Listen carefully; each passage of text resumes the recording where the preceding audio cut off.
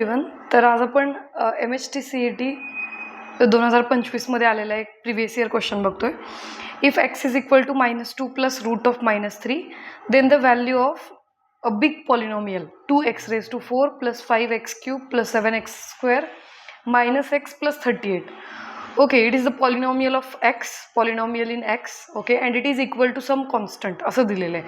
तर आता एक्सची व्हॅल्यू जर तुम्ही प्रत्येक ठिकाणी टाकत जाल तर x⁴ आहे, म्हणजे हा कॉम्प्लेक्स नंबर जो आहे x त्याची 4th पॉवर कॅल्क्युलेट करा, मग 3rd करा, मग 2nd करा आणि मग या सगळ्या व्हॅल्यूज या पॉलिनॉमियलमध्ये टाका आणि मग सॉल्व्ह करा.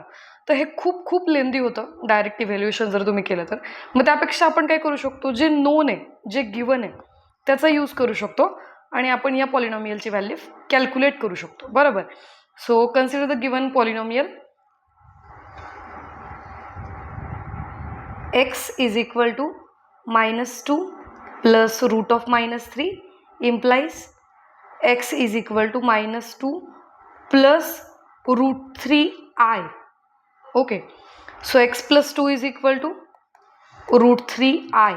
Okay, squaring both the sides you will get x plus 2 bracket square is equal to √3i bracket square. Now we know that I square is -1 and √3 square is 3. Okay, so -3 right side ला येईल, left ला काय येईल x² plus 4x plus 4. Okay, so x² plus 4x plus 4 plus 3 is equal to 0, which implies that x² plus 4x plus 7 is equal to 0.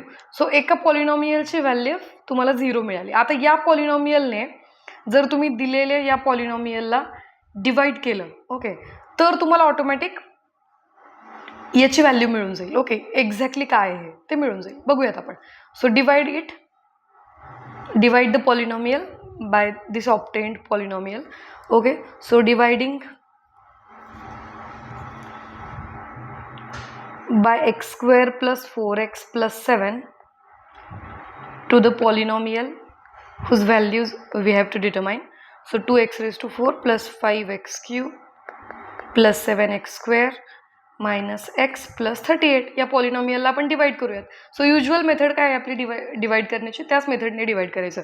2x⁴ मिळवण्यासाठी x² ला कितीने multiply करावं लागेल, 2x² ने मल्टिप्लाय करावं लागेल. बरोबर. सो 2x² ने complete पॉलिनॉमियलला डिवायझरला multiply करायचं आहे.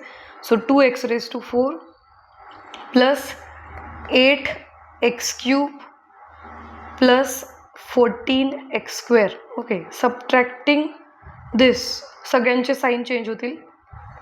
Okay, after subtracting.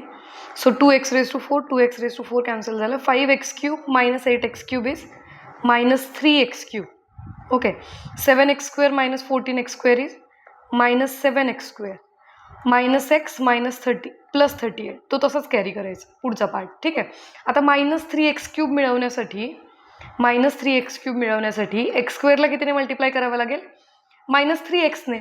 So multiply करा. -3x तो तुमचा क्वेश्चनचा पुढचा पार्ट येईल. बरोबर. सो -3x ने मल्टिप्लाय केलं तर -3x³ -3x ने 4x ला मल्टिप्लाय केलं तर -12x². -3x ने प्लस 7x ला मल्टिप्लाय केलं तर -21x. ओके, हे सगळं परत सबट्रॅक्ट करायचं आहे. सो सगळ्यांचे साईन परत चेंज होतील, minus plus and minus plus. Okay, so plus 3x³ and -3x³ cancel होऊन जाईल. -7x² plus 12x². सो किती राहिलं, 5x² राहिलं. Okay, plus 21x minus x. So किती उरलं, 20x. ओके, आणि पुढचं plus 38 as it is. So आता 5x² मिळवण्यासाठी x² ला कितीने मल्टिप्लाय करावं लागेल, +5 ने. सो +5 ने मल्टिप्लाय केलं तर मिळेल 5x² into 5 into 4x is 20x. Okay, 5 into 7 is 35. So subtracting this again signs will be changed. Okay, so 5x² cancel होईल. 20x पण कॅन्सल होईल कारण अपोजिट साईन्स आहेत त्याचे. आणि 38 - 35 इज 3. ओके, सो फायनली तुम्हाला काय लक्षात आलं की जी पॉलिनॉमियल जिची व्हॅल्यू कॅल्क्युलेट करायची आहे 2x⁴ plus 5x³ plus 7x² minus x plus 38 is equal to x square plus 4x plus 7 multiplied by 2x square minus 3x plus 5 plus 3. It is the remainder. Okay. Divisor multiplied by quotient plus remainder. आता आपल्याला माहिती की at this given x, this is 0. Okay. So you can write it as 0. So 0 into anything is 0. So हा bracket completeच. Product केल्यानंतर 0 होऊन जाईल plus 3. So काय आली याची value 3. Okay. So the value of this polynomial is 3. इतकं सोपं आहे.